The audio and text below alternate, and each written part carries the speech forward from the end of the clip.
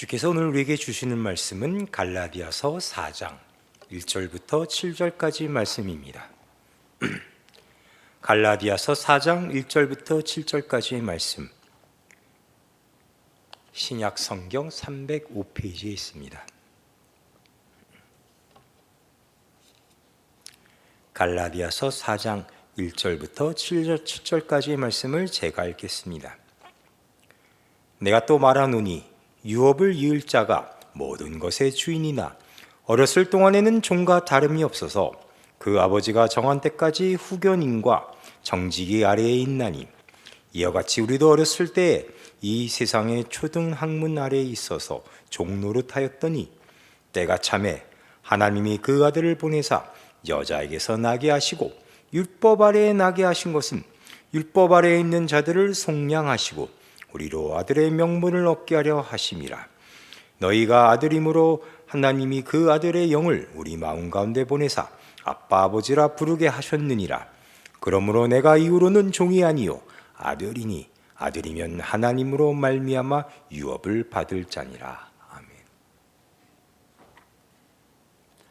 우리는 누구나 자신에 대한 관심이 많이 있습니다. 오늘 교회 나오실 때도 아마 거울을 보고 나오신 분이 대부분일 테지요. 근데 이와 같은 우리의 행동은 그저 외모에 대한 관심에 지나는 것은 아닙니다. 사람들이 나를 어떻게 볼까 하는 물음은 절대 무시할 수 없는 문제라는 것을 우리는 많은 설명을 하지 않아도 몸소 느끼며 살고 있습니다. 그런데 다른 사람이 나를 어떻게 볼까 하는 이 질문, 이것도 큰 질문이지만 사실 우리에겐 보다 더 근본적인 질문이 있죠. 그것은 나는 대체 누구일까? 내 삶은 무엇인가와 같은 물음입니다. 우리는 그게 늘 궁금하죠. 그래서 이 질문에 대한 답을 좀 알려준다는 이야기들에 귀가 솔깃합니다. 심리적인 접근을 즐기기도 해서 늘 인기가 많죠. 하지만 심리 검사를 한다고 해서 내가 누구인지 잘 드러나는가? 그렇지 않다는 것을 우리는 또 잘 알고 있습니다. 참조 정도는 되겠지만 그것으로 답을 얻기는 어렵죠. 자, 그러면 대체 내가 누구인지, 이 삶은 무엇인지 누가 알려줄 수 있겠는가? 자, 이 질문에 대한 답이야말로 나 자신이 가장 잘 알 것 같지만 실은 그렇지 않습니다. 나 자신과 제일 가까운 것처럼 우리는 느끼며 살지만 우리가 갖고 있는 특성을 지나가던 사람이 나를 한 번 보고도 알아보는 그런 특징조차도 평생 나 스스로는 알아보지 못할 때도 많은 것이죠. 그래서 우리는 자꾸 이 질문을 되뇌이곤 합니다. 나는 지금 어디에 있는 것일까? 그리고 어디로 가고 있는 중일까? 내 인생은 대체 무엇일까? 같은 질문이 우리에게 있습니다. 조금 더 실감나게 이 질문을 바꿔본다면 나 같은 사람에게도 좋은 인연이 생길까? 또는 나 같은 사람한테도 좋은 일이 있을까? 하는 그런 물음이라고도 말할 수 있겠습니다. 그런데 이런 질문은 그저 나 혼자서 답할 수도 없는 것이죠. 내 외모나 능력이나 성격 같은 것으로 답할 수가 없습니다. 자, 거울을 보고 스스로 만족스러워한다고 해서 또는 시험을 좀 잘 쳤다고 해서 내 인생에 대한 답을 낼 수 있는 것인가? 그렇지 않다는 것을 우리가 다 알고 있습니다. 왜냐하면 이 질문은 나 혼자서는 답할 수 없는 그런 문제이기 때문이죠. 내가 누굴 만날지 또 어떤 삶의 형편에 놓일지는 우리가 결정할 수 없는 일이기 때문에 그렇습니다.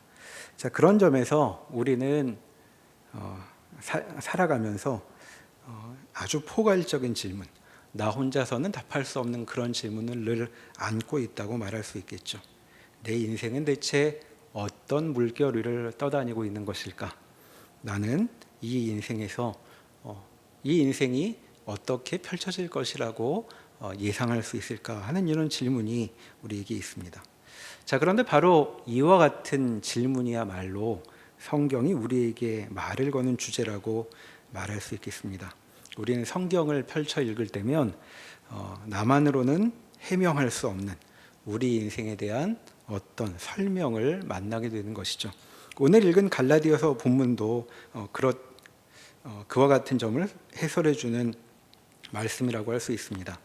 자, 그리스도인인 우리 인생은 우리 인생에서 어떤 일이 펼쳐지는 것인가 하는 질문에 대한 답이 여기 간단히 요약되어 있죠. 자, 우리 인생에서 벌어지는 일은 무엇인가? 오늘 읽었던 본문은 먼저 과거의 모습을 이야기하고 이어서 현재의 모습을 그려내고 있습니다. 자, 우리 과거가 어땠는가? 3절 이하에 나와 있죠. 3절을 보시면 이렇게 말합니다. 우리도 어렸을 때에 이 세상의 초등학문 아래에 있어서 종노릇 하였더니 라고 되어 있죠. 자, 성경을 가만 보시면 여기 초등학문이란 말에 각주가 달려 있습니다. 성경 밑에 보시면 스토이헤이아라고 되어 있고 고대의 우주관과 운명론 등이라고 되어 있는데 성경 각주에 그 헬라어가 직접 나와 있는 경우는 아주 드문데 여기가 이제 그런 경우죠. 한마디로 번역하기가 참 어려운 말이라는 뜻입니다. 그래서 새 번역 같은 다른 번역 성경을 보면 거기에 각주에는 좀 더 길게 이렇게 해설을 달고 있습니다. 이 세상의 초등학문이란 이 세상의 원소들 또는 원리들, 세력들, 어떤 자연의 힘 같은 것이라고 해설하고 있죠. 그러니까 아직 구체적으로 뭔지는 모르겠지만 그 방금 읽었던 본문이 말하고 있는 것은 무엇이냐 하면 이 세상의 어떤 것으로부터 어떤 것 아래에서 우리가 종노릇한다는 것입니다. 자, 세상이 이 세계가 누르는 어떤 힘 아래에 우리 인간이 놓여 있다고 말하고 있는 것이죠. 자, 사람들이 떠올리는 것은 좀 이런 것입니다. 이 스토이케이아라는 말이 어려우니까 이런 것들이 여기 들어갈 수 있죠. 먼저는 촉각으로 느껴지는 물리적인 힘을 말할 수 있습니다. 자, 이런 것이죠. 예를 들면 우리는 이 세계의 힘을 온도로 경험합니다. 바깥 온도가 어떻냐에 따라서 옷을 입기도 하고 벗기도 하죠. 자, 우리는 그렇게 영향을 받고 있죠. 그러나 이런 물리적인 힘이 아니라 어떤 자연의 규칙이나 원리 같은 것일 수도 있습니다. 자, 촉각으로 우리의 감각으로 느끼지 못하지만 무시 못할 힘들이 있죠. 예를 들면 중력 같은 것입니다. 자, 우리가 중력을 감각하진 않는데 중력을 무시하고 살 수는 없죠. 중력을 무시하고 함부로 행동하다간 바로 죽는 수가 있습니다. 자, 그렇게 우리는 그 힘 아래에 있는 것이죠. 또는 사람들은 이 세상의 힘으로 사주팔자 같은 것에서 말하는 운명을 떠올리기도 했습니다. 자, 나로서는 어쩌지 못하는 아주 강한 힘이 내 위에서 누르고 있다고 느끼는 것이죠. 자, 역사 내내 사람들은 운명이 군림하는 것을 두려워하며 살아왔습니다. 그리고 무슨 수를 써도 그 운명을 벗어날 수 없다는 사실에 절규해 오기도 했죠. 자, 이런 힘 말고 이런 비인격적인 어떤 힘 말고 인격적인 힘을 떠올리는 사람들도 있습니다. 자, 눈에 보이진 않지만 인격적인 힘이 있죠. 어떤 것일까요? 마귀나 악마 같은 존재의 힘입니다. 자, 여러분 악마가 있다고 생각하십니까? 자, 성경은 그런 힘을 무시하지 않죠. 마귀가 있다고 말하고 우리가 알지 못하는 영적 세계에 힘 있는 존재들이 있다고 가르칩니다. 자, 이런 것들이 여기서 말하는 이 세계의 스토이케이아, 초등학문이라는 말 속에 담겨 있는 내용이죠. 자, 그러니까 초등학문의 실체가 무엇인지 우리가 100% 알진 못하지만 우리는 인간이 거기 매여 있다는 것, 모든 인간이 다 그렇다는 사실을 지금 성경 말씀을 통해 다시금 확인하게 됩니다. 자, 이 힘은 이 세상에서 오는 것으로 우리를 누르는 힘, 압력 같은 것이죠. 무언가 우리를 누르고 있습니다. 자, 이런 것 없다고 나는 정말 자유한 존재라고 소리치던 사람들도 있었죠. 그런데 말만 그랬을 뿐 그렇게 소리치던 사람들도 그 힘에 눌려 지금은 사라지고 그저 그들의 목소리가 몇 글자 남아있는 정도라고 말할 수 있겠습니다. 자, 성경은 이와 같은 인간 삶의 특징을 여기 아주 간단히 요약했던 것이죠. 우리는 이제껏 이 세계의 힘 아래에서 살아왔고 그 압력은 굉장한 것이어서 종노릇하며 살았다고 여기 말하고 있습니다. 자, 이 말씀을 보면 우리가 자주 살면서 힘들고 지겹고 답답했던 이유가 있었던 것이로구나 하고 다시금 깨닫게 되는 것입니다. 자, 왜 그렇게 늘 힘들었을까? 우리는 종노릇 하고 있어서 그랬던 것이죠. 자, 여기서 근본적으로 다시 한번 확인하게 되는 것은 바로 이 세계라는 존재에 대한 것입니다. 이 세계, 우리가 몸담고 살고 있는 이 세계는 우리에게 아주 익숙한 곳이어서 내 집처럼 느껴지죠. 그런데 익숙하다고 해서 내 편이 아니라고 성경은 지적하고 있는 것이죠. 자, 세계를 한번 떠올려 보시면 어떨까요? 저 파란 하늘, 오늘 파란 하늘이 펼쳐져 있는데 기분이 좋을 때면 저 하늘이야말로 내가 얼마든지 날아갈 수 있는 무한한 공간처럼 느껴지기도 합니다. 그러나 그 하늘의 진실은 우리 기분이 조금만 바뀌어도 그 진실을 드러내죠. 자, 우리는 자주 그 파란 하늘을 보면서 내가 달려갈 공간이라기보다는 나만 내던져진 차디찬 추운 바깥 세상처럼 느낄 때도 많이 있습니다. 자, 왜 그런 느낌이 드는가? 그 세계가 원래 그런 곳이어서 그랬다는 것이죠. 심지어 그 파란 하늘은 이 공허하기 짝이 없는 우리 몸이, 우리의 몸의 뼈가루가 날려갈 무덤과 같은 곳으로 변하기도 합니다. 자, 그러니까 저 파란 하늘은 때로는 우리를 말려 죽이기도 하고 때로는 얼려 죽이기도 하는 공간이었던 것이죠. 자, 세상은 그런 곳이었다고 말하고 있습니다. 멋지게 여겨질 때가 오히려 잠깐이고 우리는 이 세계와 싸우며 살고 있었던 것이죠. 자, 이것이 무엇인가? 인간의 현실이요 신자의 과거였다고 말하는 것입니다.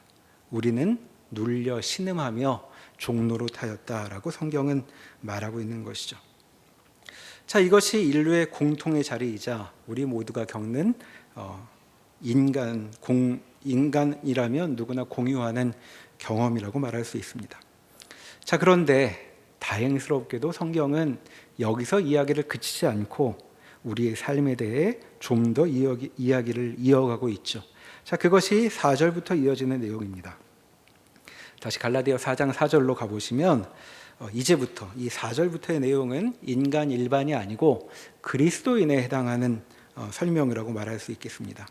자, 먼저 그 지적하는 점은 그리스도인의 인생에는 전환점이 있다고 말하고 있는 것이죠. 자, 때가 참에라는 어구가 그것을 가리킵니다. 자, 이 세상의 지배 아래 종노릇하던 때가 과거로 바뀌는 전환의 지점이 그리스도인에게는 있다는 것이죠. 자, 무슨 일이 일어났는가? 하나님이 액션에 돌입하셨던 것입니다. 4절을 계속 읽어보면 때가 참에 하나님이 그 아들을 보내사 여자에게서 나게 하시고 율법 아래에 나게 하신 것이라고 말하고 있죠.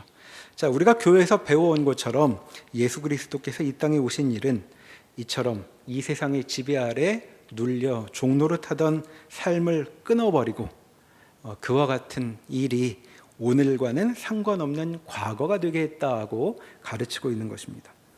자, 5절을 계속 보면 이 일, 왜 이렇게 하셨는가에 대한 이 일의 목적이 나오죠. 우리로 아들의 명분을 얻게 하려 하심이라고 이야기하고 있습니다. 그러니까 이제까지 인간은 종노릇하는 삶이었는데 예수 그리스도를 통해 종노릇해서 아들 노릇으로 그 역할이 바뀌게 되는 것이죠.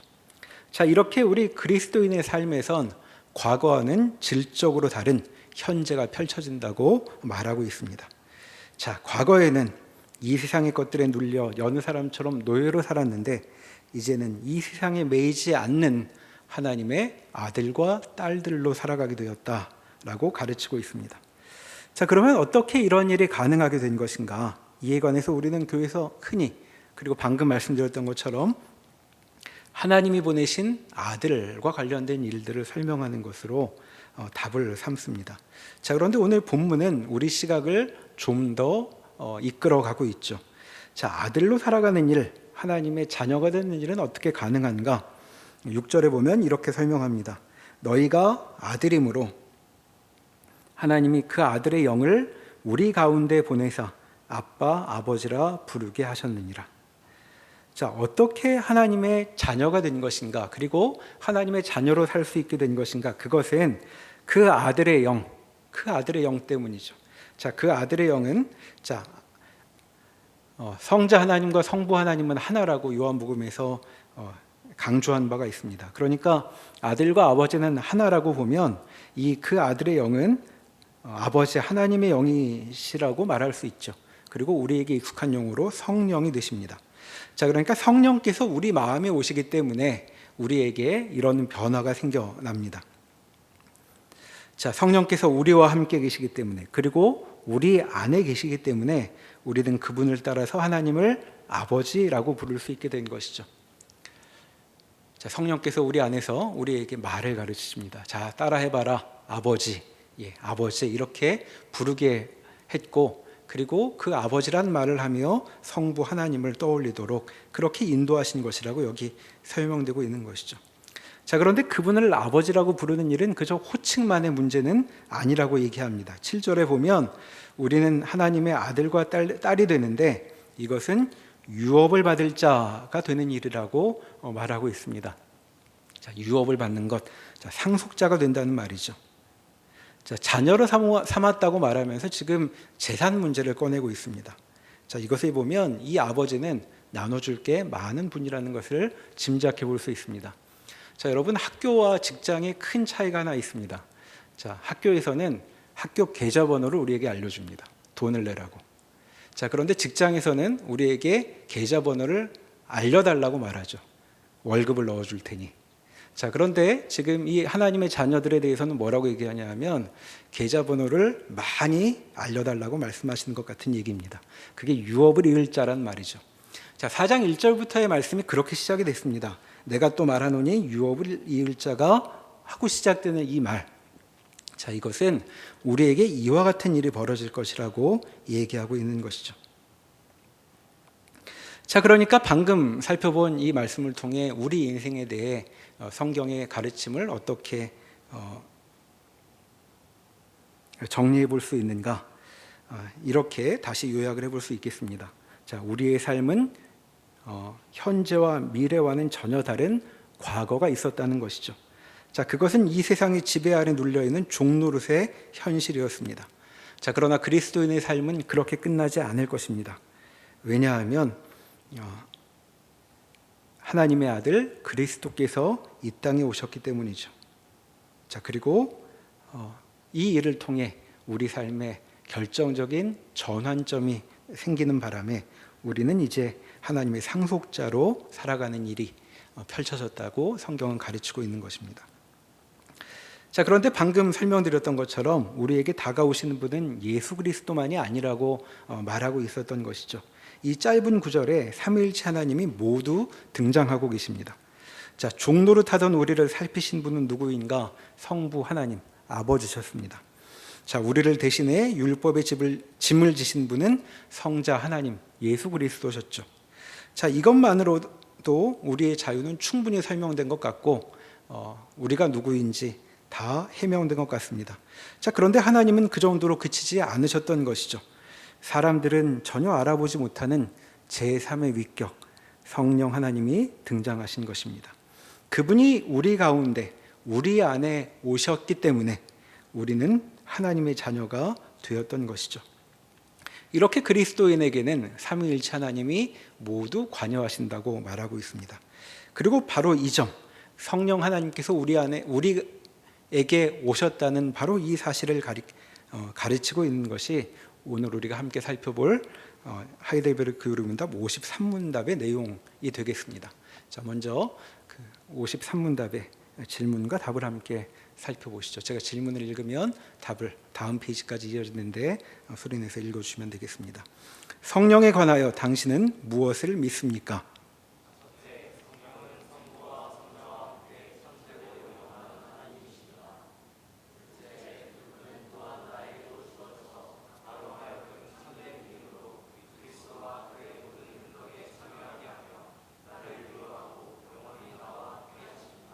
네, 우리가 이제껏 뭘 해왔는지 맥락을 다시 한번 기억해 봅시다.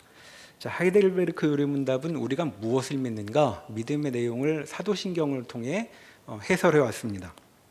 자, 사도신경은 삼위일체 하나님을 믿는다는 고백으로 구성되어 있죠. 그래서 성부 하나님, 성자 하나님, 성령 하나님에 대한 믿음을 고백하는 세 부분으로 되어 있습니다. 우리는 여러 주에 걸쳐서 성자 하나님에 대한 우리의 고백이 어떤 내용을 담고 있는가를 살펴보았고, 이제 세 번째 부분에 이르러 성령을 믿사오니라고 되어 있는 부분에 대한 내용에 이른 것입니다. 자, 우리에게 익숙한 사도신경의 이 세 번째 부분을 다시 한번 떠올려 보면 좋겠습니다. 자, 화면을 띄워주시면, 자, 그 청년 예배에서 우리가 같이 낭송하는 번역하고는 좀 다르지만 전통적인 부분은 이렇게 되어 있었습니다. 성령을 믿사오며 거룩한 공회와 성도가 서로 교통하는 것과 죄를 사하여 주시는 것과 몸이 다시 사는 것과 영원히 사는 것을 믿사옵나이다 라는 것이 사도신경의 세 번째 부분이 되는데, 먼저 기억할 점은 이 세 번째 부분은 성령을 믿사오며 라는 주제 안에 다 담기는 것이죠. 자, 그러니까 나는 성령을 믿고 그리고 기타 등등 이런 것도 믿습니다 라는 얘기가 아니고, 성령을 믿을 때 그 믿음의 내용에 담기는 것들이 밑에 함께 열거되는 것이니까, 우리는 성령 하나님의 일하심이란 내용 점을 먼저 기억하고 그 다음에 나오는 내용들을 이제 음미해야 될 것이라고 말할 수 있겠습니다. 그럼 다시 요리문답으로 돌아가서 요리문답의 첫 번째 부분부터 살펴보도록 하겠습니다. 자, 나는 성령을 믿는다라는 고백에 담긴 내용이 무엇인가? 화면을 올려주시면 첫 번째 답은 이렇게 되어 있었습니다. 성령은 성부와 성자와 함께 참되고 영원한 하나님이십니다 라고 되어 있죠. 자, 성령을 믿는다고 할 때 우리는 먼저 우리 믿음의 대상이 누구인지를 분명히 확인해야 합니다. 자, 성령은 누구신가? 하나님이시죠. 성부 하나님, 성자 하나님과 마찬가지로 우리의 경배와 찬송을 받으실 분이십니다. 자, 그런데 우리는 알고는 있는데 이 점을 간과할 때가 많이 있습니다. 자, 한국 교회에서 자주 쓰는 표현들이 이제 이 점에 대해서 오해를 부추기는 면이 좀 있죠. 자, 성령 충만을 받아야 한다, 이런 말 여러분 들어보신 적 있으실 것입니다. 자, 성령의 불을 받아야 된다고 말하기도 하고 줄여서 불을 받아야 돼, 이제 이런 말을 하기도 합니다. 자, 이 말은 어디서 온 것이냐 하면 사도행전에서 나온 이야기입니다. 오순절에 성령께서 이 땅에 내려오실 때 불의 혀처럼 이제 강림하신 기록이 있죠. 자, 그래서 성령으로 충만했다는 말은 성령으로 가득하게 되었다는 말인데, 이제 이 오순절의 사건을 떠올리는 것입니다. 그래서 보통은 성령으로 가득 차게 될 때 어떻게 되는가? 사도행전에 보면 전에는 그랬던 사람들이 아닌데 성령을 받으니 신앙생활도 힘있게 하고 또 두려움도 없어지는 그런 모습을 보여주고 있죠. 그래서 그런 모습을 본으로 삼아 우리도 우리의 변화를 꿈꾸었던 것입니다. 자, 변화의 열쇠가 성령 충만에 있으니까 우리도 이를 위해 기도해 왔던 것이죠. 기운이 없고 맥이 빠진 것 같은 삶이 이어지면 변화를 바라게 되고, 그 변화가 어떻게 가능한가? 우리도 성령을 받아야 한다, 성령으로 충만해야 한다고 생각했던 것입니다. 자, 성령께서 오셔서 우리 가운데 가득 채워주시는 일은 얼마든지 소망할 만한 일이라고 이야기할 수 있습니다. 아주 좋은 기도 제목이 되죠. 자, 그런데 이것이 좋은 기도 제목이 되려면 몇 가지 오해를 좀 피해야 할 필요가 있습니다. 첫째는 성령 충만이 우리의 소원이긴 하지만 우리 마음대로 성령이 오시도록 할 수 있다는 것은 아니죠. 자, 성령은 누구시라고 방금 설명했냐 하면 참되고 영원한 하나님이시라고 요리문답이 가르쳤습니다. 자, 그분은 세상을 창조하시고 또 지금도 다스리시는 하나님이시죠. 그러니까 우리가 그분으로 채워지기를 원하는 것은 높으신 분께 드리는 우리의 요청일 수는 있어도 성령께 우리한테 오시라는 둥, 가라는 둥 하는 그런 명령일 수는 없는 것이죠. 자, 이 점을 먼저 기억을 해둬야 합니다. 자, 또 하나는 우리는 어떤 기법을 통해 그분을 불러드릴 수 없습니다. 정해진 절차대로만 하면 그분이 즉각 우리에게 오시는 것이 아니죠. 자, 그런 면에서 성령이 우리에게 오시는 일은 무당이 특정한 절차에 따라 신령한 존재를 불러들이는 일과는 전혀 다른 것입니다. 목욕 재개하고 착한 일을 한다고 해서 성령이 그러기만 하면 오시는 분이 아닌 것이죠. 우리는 그분을 조종할 수 없습니다. 우리는 그분 아래에 있는 존재이기 때문에 그렇죠. 자, 또 하나. 자, 성령 하나님이 오셔서 우리에게 일어날 일로 우리가 또 예상하는, 바라는 바는 어떤 신비한 방식의 경험이라고 말하기도 합니다. 자, 성령이 오시면, 또 성령이 일하시면 우리가 평소에는 경험할 수 없는 특별한 일을 경험하게 될 것이라고 기대하죠. 앞에서 말했던 것처럼 불을 받는다거나 뜨거워진다든가 또는 방언을 한다든가 전에 할 수 없었던 예언을 한다든가 이런 것들을 떠올리곤 합니다. 자, 그런데 성경은 성령께서 하시는 일을 그런 식으로 설명하지 않습니다. 그분의 일하심은 우리 눈에 평범해 보이는 일과도 관련되는 것이죠. 왜냐하면 그분은 평범한 일에서도 이 세상의 주인이시기 때문에 그렇습니다. 그리고 성령께서 이 평범한 일에도 역사하신다는 점은 아주 중요한, 우리가 오해하지 말아야 할 아주 중요한 성경의 가르침을 떠올리게 하죠. 자, 사실 그리스도인으로 우리가 당연하게 경험하는 모든 경험이 성령 하나님께서 역사하신, 일하신 결과라고 말해야 옳은 것입니다. 자, 이런 것이죠. 자, 우리는 자신을 그리스도인이라고 고백합니다. 어떻게 그 일이 가능했는가? 성령께서 일하셨기 때문입니다. 어떻게 내가 하나님께서 기뻐하시는 일을 내 마음의 소원으로 삼게 되었는가? 또 나답지 않게 하나님 보시기에 기뻐하시는 일을 행하게 되었는가? 성령께서 역사하셨기 때문입니다. 자, 성경을 읽을 때 내 마음에 어떻게 감동이 일어나는가? 성령께서 역사하신 결과라고 말할 수 있는 것이죠. 자, 그러니까 이제껏 우리가 신자로 살아온 여기까지의 모든 일의 원인이 성령께서 함께하신 데 있다고 성경은 가르치는 것입니다. 자, 이게 무슨 말인지 그 성경 한 구절을 통해 좀 더 살펴보도록 하겠습니다. 로마서 8장으로 한번 가보시겠습니다. 신약 성경 249면에 있습니다. 로마서 8장 9절 말씀이죠. 로마서 8장 9절입니다.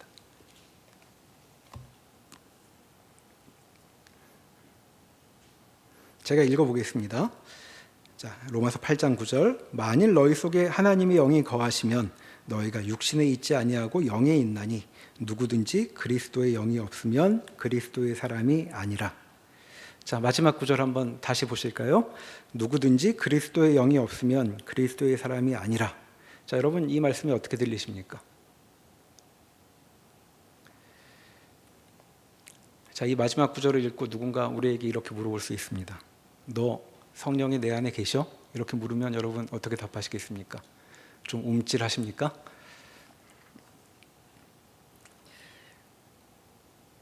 자, 그래서 보통 이 말은 이렇게 또 이어지곤 합니다. 자, 누구든지 그리스도의 영이 없으면 그리스도의 사람이 아니라라는 말씀을, 자, 그러니까 넌 그런 식으로 살면 그리스도의 영이 없는 거야. 자, 그리스도의 영이 없으면 넌 지옥 가겠지. 자, 이렇게 이 말씀이 읽히죠. 그러니까 위협조로 읽힙니다. 자, 그런데 이 말씀이 이런 의도에서 주어진 것인가 좀 문맥을 따져볼 필요가 있습니다. 좀 올라가셔서 로마서 7장 24절로 가보시죠. 7장 24절. 오호라 나는 곤고한 사람이로다. 이 사망의 몸에서 누가 나를 건져내랴. 지금 사도 바울이 그리스도인으로 하는 경험에 대해서 이제 사례를 하나 보여주고 있는 것이죠. 나는 곤고한 사람이로다. 나는 참 비참한 존재로구나, 그런 말입니다. 자, 그 왜 그렇게 얘기하고 있냐면 앞에 14절로 가보실까요? 7장 14절. 7장 14절에 이렇게 말하죠. 우리가 율법은 신령한 줄 알거니와 나는 육신에 속하여 죄 아래에 팔렸도다. 내가 행하는 것을 내가 알지 못하노니 곧 내가 원하는 것은 행하지 아니하고 도리어 미워하는 것을 행함이라. 자, 내가 하고 있는 것을 보니까 왜 나는 이렇게 살까 싶다는 것입니다. 전혀 이렇게 하고 싶은 것이 아닌데 왜 내 몸은 마치 죄 아래 팔려버린 존재인 것처럼 이렇게 하나님의 뜻과는 상관없이 살고 있는가? 하고 한탄을 하고 있었던 것이죠. 자, 그래서 나오는 탄식이 24절이었습니다. 오호라, 나는 비참한 사람이로다 라는 것이었죠. 자, 이런 절규가 나오고 그 다음 25절로 가보면, 자, 25절이 이렇게 시작이 됩니다. 우리 주 예수 그리스도로 말미암아 하나님께 감사하리로다. 갑자기 어조가 바뀌죠. 자, 24절과 25절 사이에 무슨 일이 있길래 앞에서는 나 같은 건 죽어버려야 돼 이렇게 말하다가 뒤에서는 하나님께 감사합니다 이렇게 말하는 것일까? 여기 지금 25절로 넘어와 보면 이 사람은 안도하고 있습니다. 그런데 다행이다 라는 것이죠. 자, 안도의 이유는 무엇이냐면 그리스도이시죠. 자, 내가 무슨 달라졌다든가 훌륭해졌다든가 이런 얘기가 아닙니다. 나는 여전히 곤고한 사람, 비참한 사람인데 주 예수 그리스도로 말미암아 나는 감사할 수 있게 되었다라고 말하고 8장으로 넘어가는데, 이 8장은 그 성경 중에서도 유독 감동적인 장이라고 말할 수 있죠.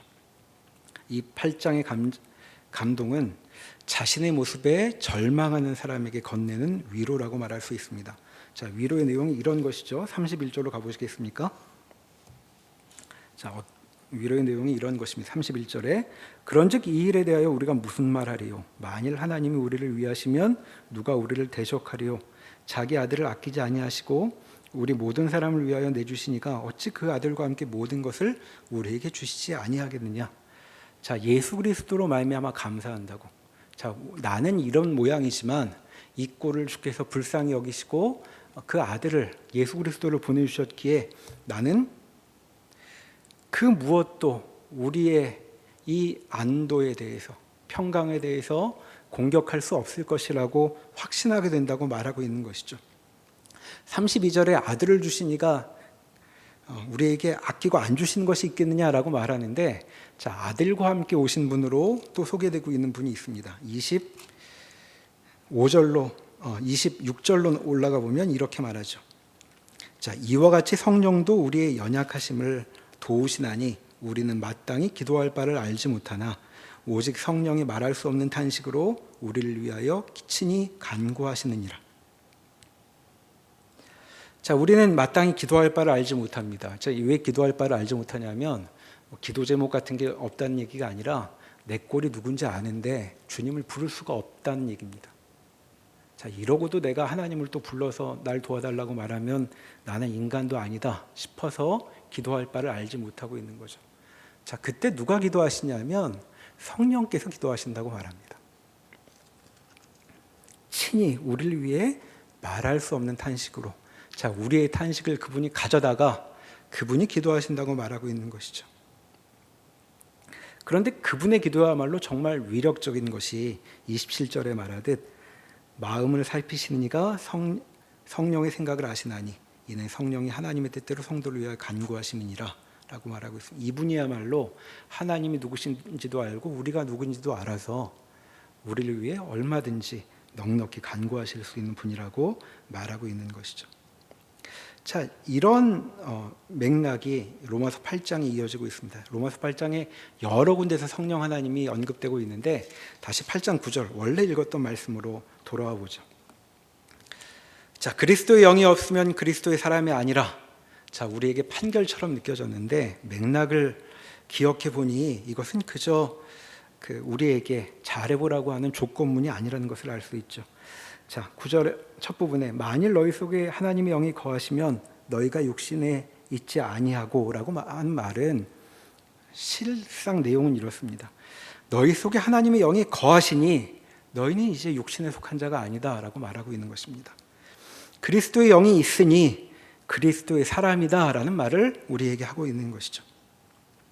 그러니까 이 말씀으로 우리를 윽박지르고 있는 것이 아니라 우리의 소망의 근거가 무엇인지 알려주고 있습니다. 하나님의 영이 우리 안에 거하신다는 것, 그것이 곤고한 사람에게도 큰 위로가 된다고 말씀하고 있는 것이죠. 자, 그러니까 내가 그리스도인이라고 스스로를 감히 고백할 수 있는 이유는 성령께서 우리 안에 계시기 때문입니다. 내가 뭘 잘해서가 아니라, 이해력이 뛰어나서가 아니라 내 안에 하나님의 영, 성령께서 거하시기 때문이죠. 자, 고린도전서 12장 3절에 보면 우리도 아는 유명한 말씀이 있습니다. 제가 읽어볼 테니까 들어보십시오. 성령으로 아니하고는 누구든지 예수를 주시라 할 수 없느니라. 성령으로 아니하고는 누구든지 예수를 주시라 할 수 없느니라. 자, 우리가 이해 깊이는 다소 차이가 있지만 우리는 예수님을 주님이라고 부르는 사람들입니다. 자, 어떻게 이 일이 가능했는가? 성령으로 이루어진 일이라고 말하고 있는 것이죠. 자, 그러니까 지금 로마서 8장 9절은 우리에게 뭐라고 말하고 있는 거냐면 슬픈 우리에게, 비참한 우리에게 진정하라고 다독이고 있는 것이죠. 아직도 못나고 비참한 상태여서 나는 그리스도인인데 대체 왜 이럴까 싶은 그 질문에 대한 답을 찾을 수 없는 우리에게 오히려 너는 그런 슬픔이 있으니 그리스도의 사람 맞다라고 위로하고 있는 것입니다. 성령으로 아니하고는 누구도 그런 질문을 떠올리지 않기 때문이죠. 그리고 그런 슬픔을 갖지는 않기 때문입니다. 자, 그러니까 성령이 계셔서 너희에게 이런 슬픔도 생긴 것이라고 말하고 있습니다. 자, 그래서 8장 11절 한 절 더 내려가 보시면 이렇게 말씀하시죠. 예수를 죽은 자 가운데서 살리신 이, 자, 누굴까요? 성부 하나님이십니다. 자, 그분의 영이, 자, 성령이시죠. 자, 성령이 너희 안에 거하시면 그리스도 예수를 죽은 자 가운데서 살리신 이가 성부 하나님이 너희 안에 거하시는 그의 영으로 말미암아, 성령으로 말미암아 너희 죽을 몸도 살리시리라 라고 약속하고 있습니다. 자, 성령이 우리를 살리십니다. 우리 안에 거하시는 성령 하나님이 우리를 살리시죠. 자, 이 말씀 마찬가지로 성령이 안 계시면 너희 인생은 좋은 일이 없을 거야 같은 그런 위협이 아닙니다. 성령이 함께 하시니 너희는 안도해도 된다라고 말씀하고 있는 것이죠. 너희가 스스로 보기에 긋골이어도 성령께서 너희를 살려내실 것이다. 그렇게 위로하고 있는 것입니다. 자, 이렇게 그리스도인의 삶에는 언제나 성령께서 함께 하십니다. 그리고 이와 같은 사실이야말로 비그리스도인은 알 수도 없고 관심도 갖지 못하는 그리스도인으로 살아가는 삶의 깊은 신비라고 말할 수 있겠습니다. 자, 누구를 만나도 외로움을 타고 어디에 가도 낯설다고 느끼는 우리 같은 존재에게 이런 일이 생긴 것이죠. 세상을 창조하고 지금도 다스리는 그분께서 우리에게 오셔서 함께 하겠다고 말씀하고 있는 것입니다. 자, 그러니까 신자의 삶은 성령 없이는 설명되지 않습니다. 우리 자신이 그렇고 상대방이 그렇습니다. 자, 그러니까 우리는 서로를, 내 옆에 있는 그리스도인을 그런 눈으로 보아야 하는 것이죠. 한번 쳐다보시겠습니까? 저 사람이 꼴은 저래 보여도 혼자 있는 게 아닙니다. 성령 하나님께서 오셔서 그에게 무언가를 하고 계시죠. 자, 그러니까 우리는 아주 조심스러운 마음으로 그 사람을 대하고 그의 인생을 바라보아야 한다라고 말할 수 있겠습니다. 상대방뿐만 아니라 내 인생도 마찬가지죠. 우리는 이 인생의 결론을 잘 모릅니다. 왜냐하면 성령께서 함께 하시고 있기 때문이죠. 그러니까 조심스러운 마음으로 함부로 절망하거나 함부로 소망을 품을 것이 아니라 성령과 함께 내 인생을 가만히 그렇게 주목할 필요가 있는 것이죠. 자, 그런데 성령께서 함께 하신 이 삶에 대해 우리는 쉽게 여러 오해에 빠집니다. 자, 그 오해를 방지하기 위해서 하이델베르크 요르문답의 그 다음 답 내용을 살펴보도록 하겠습니다. 자, 53문에 이어진 답이 이제 둘째라고 되어 있는데 제가 다시 읽어볼 테니까 눈으로 따라와 보시죠. 자, 둘째, 그분은 또한 나에게도 주어져서 나로 하여금 참된 믿음으로 그리스도와 그의 모든 은덕에 참여하게 하고 나를 위로하고 영원히 나와 함께 하십니다. 자, 서술어 세 개를 보면 그분께서 우리에게 무엇을 하시는가를 알 수 있습니다. 밑줄 쳐놓은 부분인데, 자, 참여하게 하고 위로하고 함께 하십니다. 자, 어디에 참여하냐 하면 그리스도와 그의 모든 은덕에, 그분께서 우리에게 주시는 많은 혜택에 참여하게 하시죠. 그리고 나를 위로하시고 그리고 영원히 나와 함께 하신다고 성경은 가르치고 있습니다. 자, 그런데 우리가 앞에서 사도신경이 이어지는 부분이 다 성령을 믿사오며에 들어있는 그 이어지는 내용이라고 말씀드린 바가 있죠. 자, 다시 사도신경의 세 번째 부분을 보면 이제 이 성령께서 하시는 세 가지를 연결지어 볼 수 있습니다. 사도신경 다시 한번 띄워주시겠습니까? 자, 성령을 믿사오며라고 시작을 했는데, 자, 첫째 성령께서 하신 일이 무엇이었죠? 자, 성자 하나님과 그분의 은덕에 참여하게 하는 일이라고 말했습니다. 자, 성령은 우리로 하여금 그리스도와 그의 모든 은덕에 참여하게 하시는데, 자, 그리스도에게 참여하는 건 어떻게 가능한가? 자, 교회에 참여하는 일을 통해 가능합니다. 자, 거룩한 공회란 교회를 가리키는 것이죠. 자, 교회는 그리스도의 몸입니다. 그리스도께서 교회의 머리라고 말씀하셨죠. 그러니까 그리스도에 참여한다는 것은 교회를 통해 이루어집니다. 그리고 그 안에서 이루어지는 성도의 교제를 통해 그리스도에게 참여하는 일이 우리에게 허락된 것이죠. 자, 둘째는 성령께서 우리를 위로하시는 것이었습니다. 자, 그 위로의 주된 내용이 무엇인가? 죄를 사하여 주시는 것을 떠올릴 수 있죠. 자, 죄, 우리를 망가뜨린 근본적인 문제라고 성경은 말합니다. 자, 그 문제의 해결로 우리를 근본적으로 위로하시기 시작하는 것이죠. 자, 셋째, 성령은 영원히 나와 함께 하십니다. 자, 성령이 함께 하시니 우리에게 어떤 일이 벌어지냐 하면 우리 몸이 다시 살아납니다. 그리고 영원한 생명을 누릴 수 있게 되는 것이죠. 자, 하나님과 함께여야 우리는 영원에 거할 수 있는 것입니다.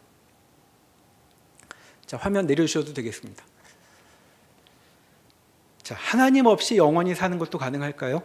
자, 성경은 그런 일도 가능하다고 열어놓는데, 자, 하나님 없이 영원히 사는 것은, 영원히 살 수 있는 자리는 지옥밖에 없다고 성경은 가르칩니다.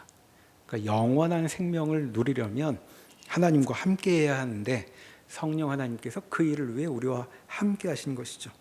자, 그런데 우리는 성령 하나님께서 함께 하시는 일에 대해서는 오해하지 않도록 주의해야 된다고 말씀드렸습니다. 자, 어떤 오해일까요?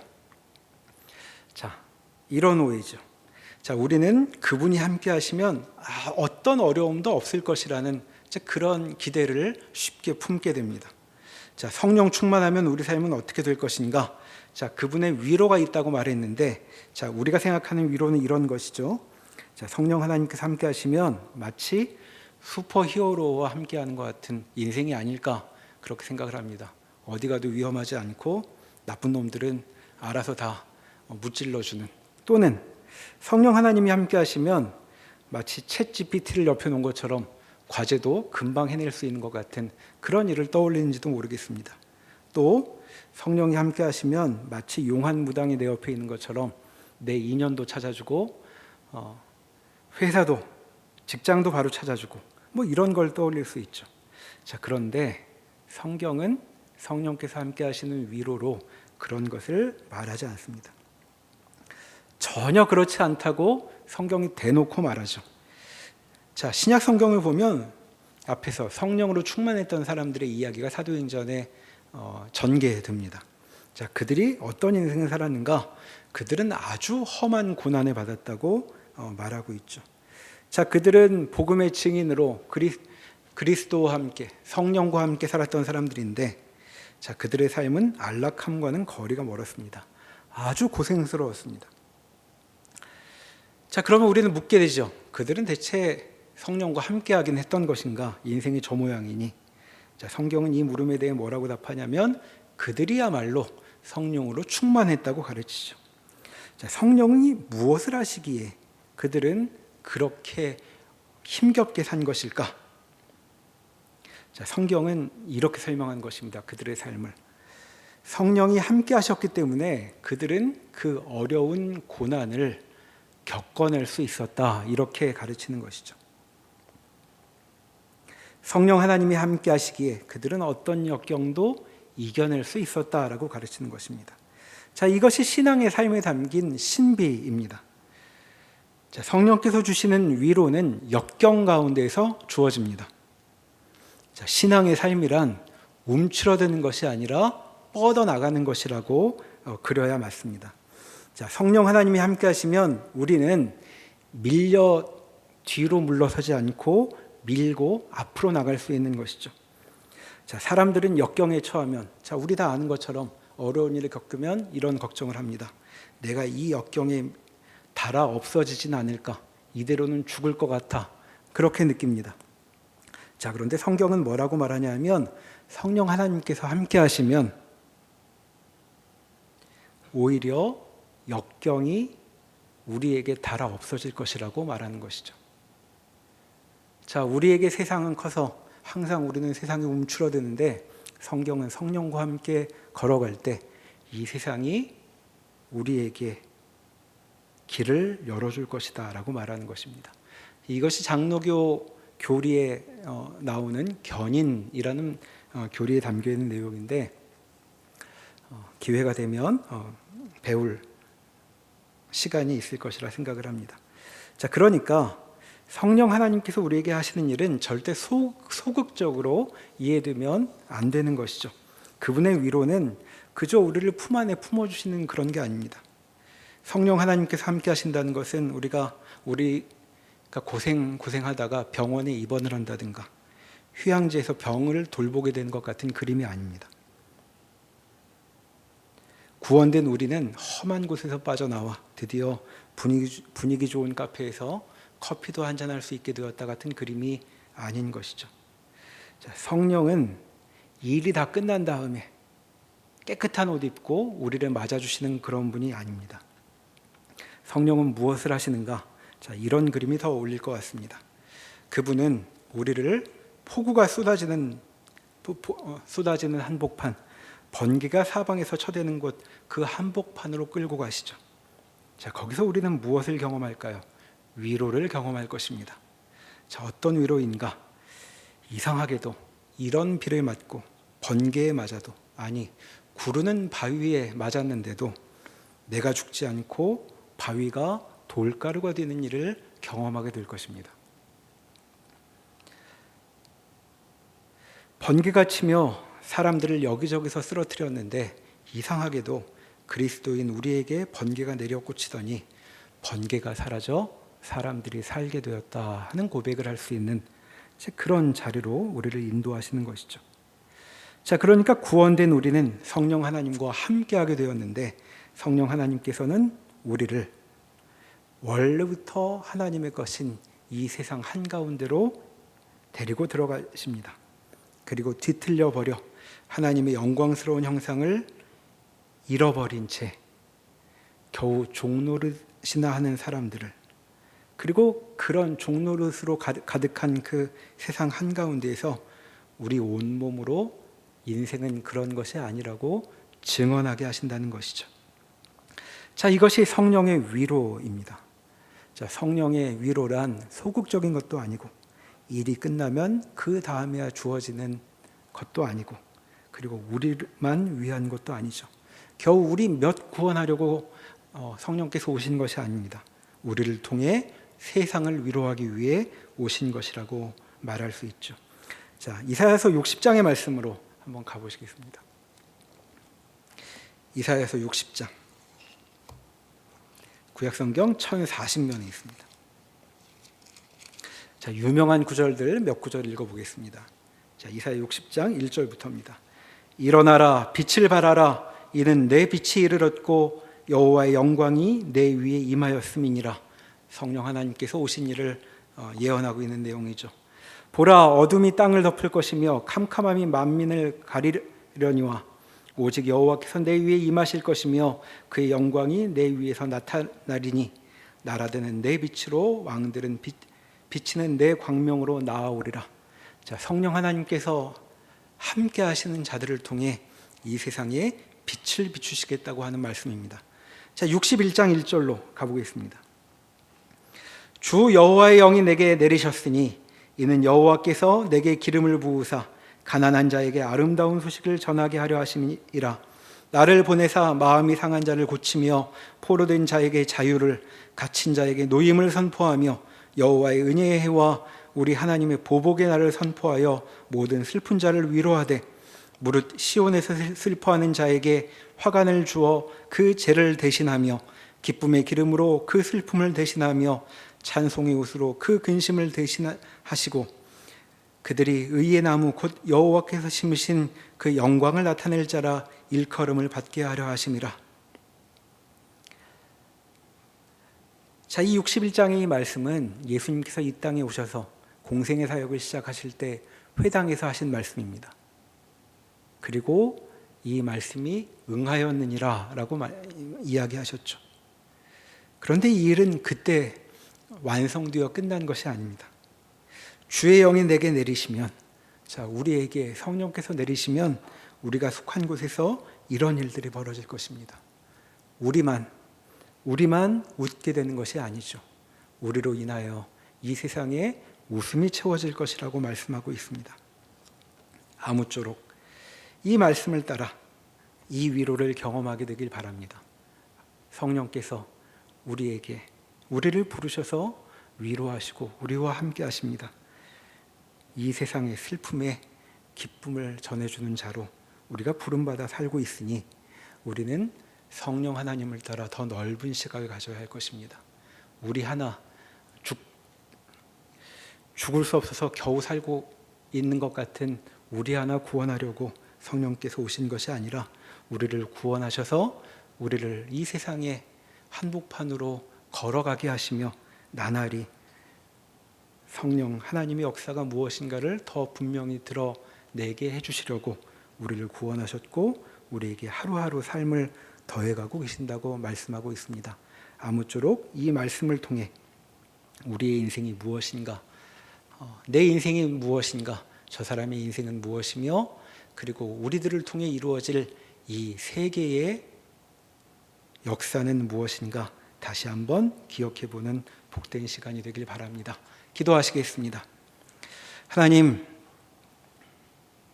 우리에게 참으로 큰 복된 소식을 허락하셨습니다.